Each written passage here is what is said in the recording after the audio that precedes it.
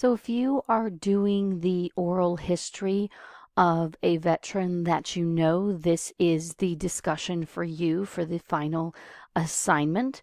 And before we jump into the actual assignment itself and what you should be discussing and all of that, let's jump ahead for a second and talk about some requirements for this paper, and that will help you to better understand sort of the formatting of it before you get into the nitty-gritty of what the oral history is about, okay? So let's skip ahead for just a second and let's take a look at your requirements, okay? So first of all, if you see down here on the right-hand side of the page, the assignment should be between 6 to 8 pages long. The 6 pages I think is just enough to get your points across, while the 8 pages, or I should say anything more than the 8 pages, might be redundant. You can go over a little bit onto the 9th page, no problem, but if you're going into the 10th page and all of that, you really need to sort of pare things down, and because what you're trying to do is to get your point across to your reader, okay? You're not trying to explain. You're trying to get major points across, major assertions, and prove a particular argument, okay? So 6 to 8 pages should be plenty for you to be able to get all of that in, okay?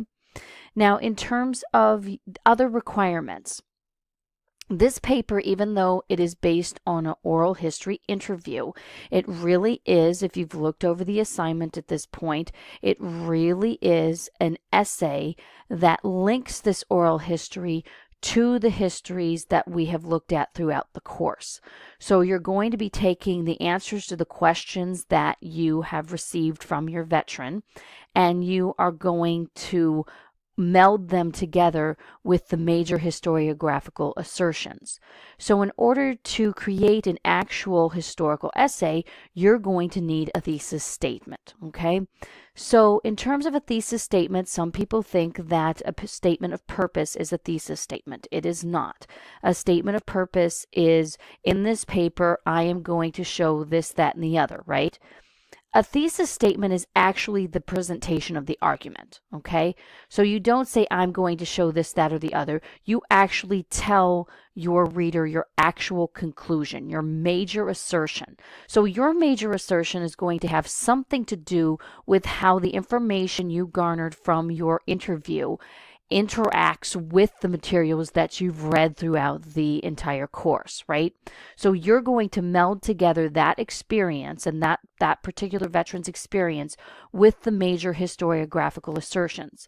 So make your own major assertion about that linking, and then you're going to spend the rest of your essay actually proving that assertion, okay? So you're really making your own historiographical assertion yourself and then backing it up with other major assertions from other scholars, okay?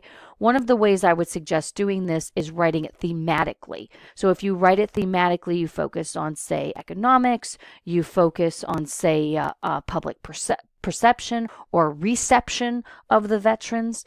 If you break it down like that, you should be able to either, you could do it in 2 different types of structures, right? You could do the themes and present the major historical connections to that theme over the course of our materials and over the course of, say, from the Revolutionary War all the way up until till the modern period, and then discuss what the veteran has told you, or you can discuss what the veteran has told you and then connect it to the other major historical periods, okay? But you can really thematically create this and then wed those 2 particular experiences together, right? So really wedding together what your veteran has told you and then wedding together what you have learned in the course, okay? If you're having any trouble at all, number 1, creating an argument for your paper, then shoot me an email and tell me what it is you're trying to say in your paper, and we can hammer out an actual thesis statement, okay? Another thing I would suggest is, if you're having trouble with, how should I create this in terms of themes? How should I organize this? Then create a really basic fragmented sentence keyword outline for me to show me what it is you're trying to say, and we can work on that organization as well, okay? But bearing in mind here that you must have that larger major assertion that you've created, that thesis statement or argument, and that's really what all roads of the paper lead back to, right? This is what you're trying to prove. So again, if you're having difficulty figuring out what it is you're trying to prove, let me know and I can help you with it, okay? Also, we want to make sure that you're doing Times New Roman, 12-point font, 1-inch margins, double space. Pretty standard, right? Don't do single space trying to be able to write more and more and more, right? Double spaced is all you need. Again, the 6 to 8 pages.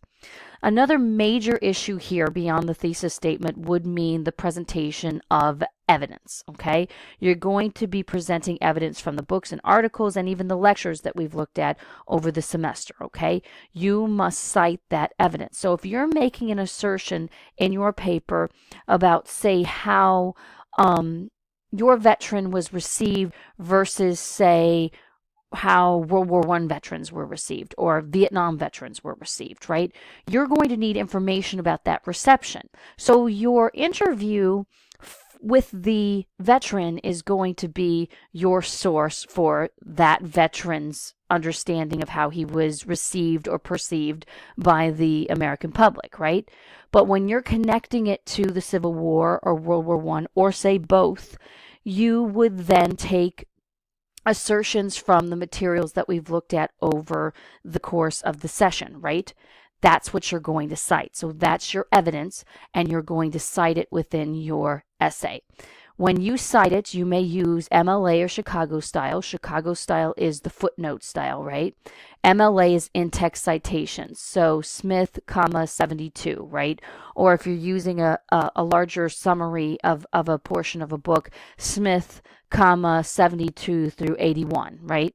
So you must take that evidence that you're putting on the page and tell your reader where you got that evidence from. Otherwise, you are committing plagiarism, right?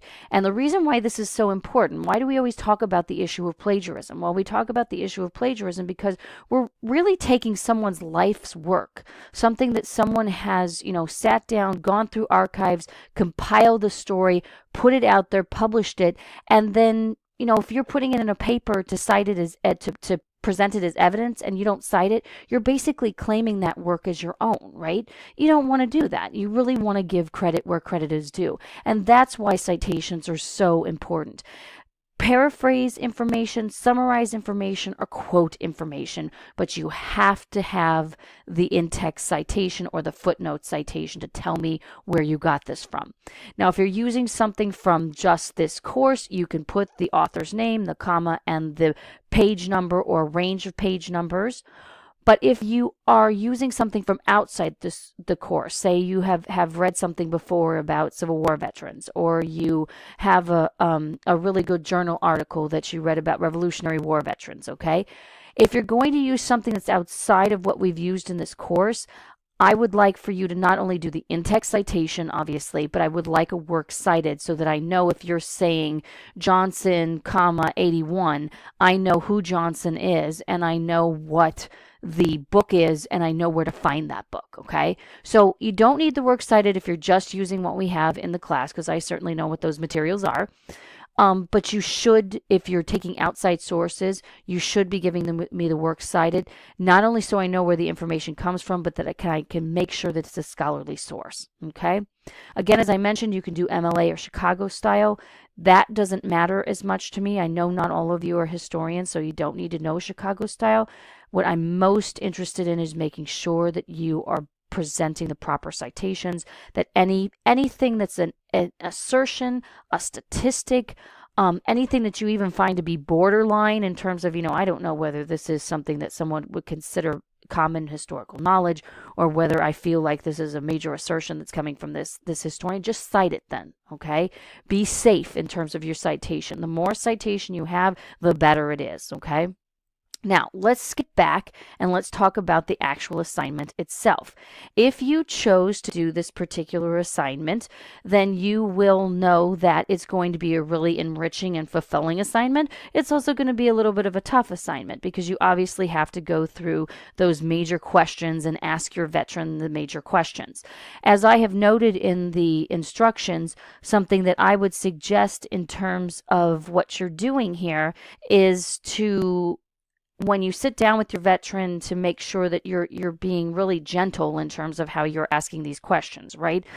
Sometimes you have to give them some time to really get the information out to you because it's something that's very difficult for them to talk about, right? So be nice about it. Be extremely compassionate, and if they want to take breaks, or if it feels like they're not giving you a lot of information at first, come back and do it again. Okay, make sure that they feel as comfortable as possible giving you this information, because that's obviously a major part of their life, and it really major things that they grapple with on a daily basis, even our elderly veterans. Okay, so you can go through all of these questions here yourself. I'm not going to run through each one of them, but I really want to make sure that you're looking at these questions and really making sure that you are getting a good chunk of information from your veteran. Okay, make sure that you are delving into these questions in a way that's going to connect you with the materials you've already read, right? You have to make sure that you are able to then connect what the veteran has told you with all of the things that we've looked at in the course. Whether it's a continuity or whether it's a change, you're going to have to talk about that, right? So when you're asking these questions, or if you decide to ask more questions, make sure they're connected to the main themes that we've discussed in the course, right? Because that's basically what this particular essay is in a nutshell. Right? You're taking the veteran's experience that you've gotten from this oral history and you're melding it and wedding it to the materials that we have learned in the course, right? So when you're doing that, you're clearly making your own historiographical assertions based on what this veteran has told you, and you're backing it up with other historiographical assertions, and you're really illustrating how your veteran fits into the larger historiography or the larger set of historical interpretations that historians have put out there, right? So make sure that when you're asking these questions, that they actually connect to the themes that we have in the course. And what are some of the themes? Obviously, okay, we have economics, we have public perception and reception, we have veterans benefits, we have political participation, and on, right? That's what you're trying to do here. So to wrap this up, let's talk just a little bit about what this particular essay is in a nutshell, okay? Again, we've been looking at major historiographical interpretations of the history of United States veterans, right? We have major themes, and then we have major assertions for each of those themes in terms of each era that we're looking at, right? You're going to take the information that you get from your veteran and you're going to do a comparison and contrast. You do not have to talk about all of the post-war periods that we've looked at. You do not have to talk about all of the themes. You want to talk about a good chunk of the themes, but you want to make sure that you're not forcing anything, right? That you're making sure that your veteran story is melding well with the historiographical interpretations. So again, you don't have to look at all of the eras. You should look at a few of them, and you do not have to look at all of the major themes, but you should look at a few of them, right? Not just one. So really put together what this veteran is telling you with what you're learning as in terms of historical interpretations and already established historical interpretations, and guess what you're doing with your paper? You're actually creating your own historiographical interpretation of this particular veteran that you have interviewed, his or her story. Okay, so that's clearly what you're doing with this. So if you're having any difficulties at all with this, please feel free to email me. Email me the thesis statement. Like I said, if you're having organizational issues, email me a bullet point, fragmented sentence outline, something, even keywords is fine, just so I get the gist of what you're trying to say and we can organize it, okay? You have any trouble, shoot me an email and we'll take care of it, okay? I'm really looking forward to reading these. I'm really looking forward to seeing not only what your subject says, but also how you guys are able to weave all of this together. Have fun with this. Take care.